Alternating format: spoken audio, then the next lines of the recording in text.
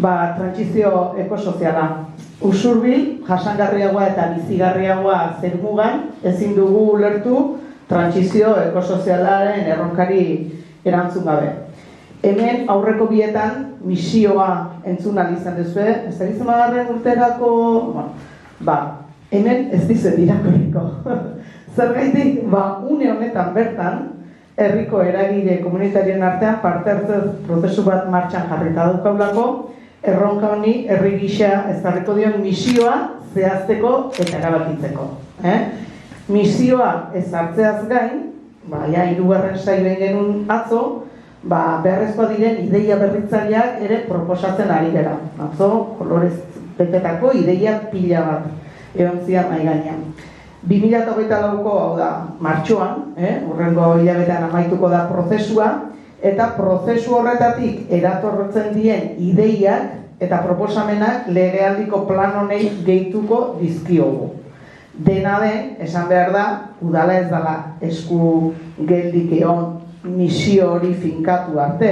Orduan, dokumentu honetan ere ikusiko dituzue udalak zenbait neurri aurrezea zehaztuak dituenak. Baina, prozesu honek ingo duna da, hori aberastu eta osatu. Denak aipatzea alduz joko dunez, bakar batzuk Xabik aurkeztuko izki. Mugikortasunari dagokionez, udalak bi proiektu nagusi ditu eskuartean, datorren legealdian. Batetik izango da, erregune osorako exekuzio proiektu bat idatzi nahi da eta faseka garatu nahi da.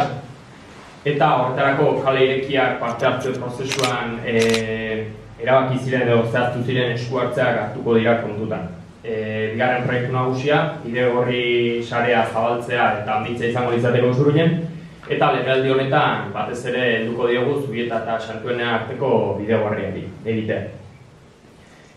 Mugikortasunaz ari garen, zebai izan behar dugu duela gutxi, Diputazioko mugikortasun ordezkariarekin bilera bat izan genuela, eta bertan eskatu zitzaion Usurbil sarrerarako rotonda bat egin dezaten, eta beste alde beraiekin proiektu bat martxan jarriko dugu Arminako eta Txokoaldeko Nazional 624an trafikoa baretzeko eta bertakoek oinezkoek segurtasuna bermatua izan dezaten. Mugikortasuna alderian.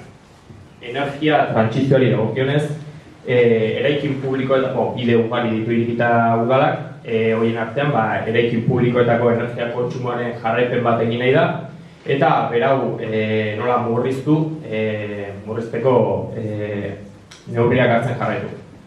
Honekin batera, aurreko legealditik martxan jarri zen argiteria publikoa LED teknologiarekin ezartzen jarraitu eta alden heinean legealdi honetan amaitu nahi dugu. Jada hasita dagoen udalaren flota edo ibilgailuak, orain arte erregai fosilez mugitzen zirenak, hauek elektriko izatera pasa nahi dugu. Baita ere udal eraikinetako beroketa sistemak berrikusi nahi ditugu eta baita ere hauek aldatu kontsumo gutxiago duten sistemak ezarriz. Honetan lehentasuna Oiarko hidrodegiak izango luke, bera baita kontsumo handiena duena. Aipatu beharra dugu, orain dela gutxi sortu den sortalde energia komunitatearen bidelagun izaten jarraitu nahi dugula, eta elkar indartzeko baliabideak eskaintzen jarraitu nahi dugu. Baita ere, energia berriztagarrien aldeko apustua egin nahi dugu, eta autokontsumora bideratuz. Hau da, plaka fotovoltaikoak jartzeko bultzatzen jarraitu nahi dugu udalean. Azkenik, saneamenduari dagokionez, Arginako saneamenduka bereizteko proiektuak gauzatzen hasi nahi dugu. Horrela, Añarbeko sarea soilik Urzikina bideratzeko. Nekazaritza alorrean, lehendikan hartuta dauden, martxan jarrita dauden ez aparte, elikadura buru jartzearen atalean, nahiko genuke lehen sektorean jartu nahi duten herrian ustiategiak abiatzen lagundu. Lur banku edo sustapen eredu berriak bultzatuz. Basogintzaren eremuan, hainbat egitasmo ere baditugu buruan. Hala, basogintza ekologikoa sustatzeko estrategia osatu. Baso erabilera egoki eta diversifikatuan urratsak emateko. eta bestetik udalaren landa eremuko lur ondarea handitu nahi dugu, eta hainbat erosketa egitea aurre ikusten dugu.